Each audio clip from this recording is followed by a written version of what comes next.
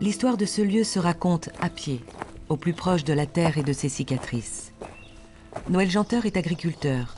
C'est dans la foulée de ses pas que débute notre immersion dans le temps. Il faut s'imaginer que cette terre-là, elle a été complètement dépouillée pendant 4 années, 5 années. Elle souffrait en permanence, la terre.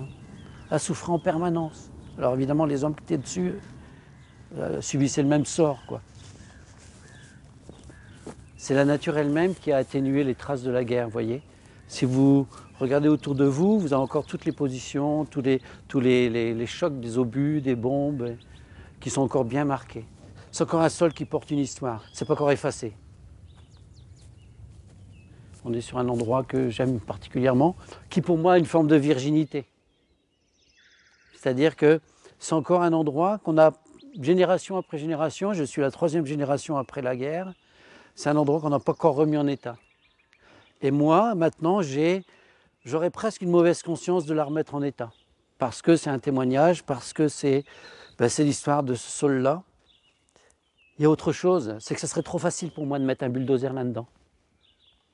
Ou une grue. Je vais regarder, moi. Moi, grand-père, il ne regardait pas. Hein. À côté, ils l'ont remis en état, il ne regardait pas, lui. Hein. Il faisait le boulot avec une bêche, avec un âne, avec un brabant. Ça, c'était de la remise en état. Et je ne sais pas où ils ont eu le courage.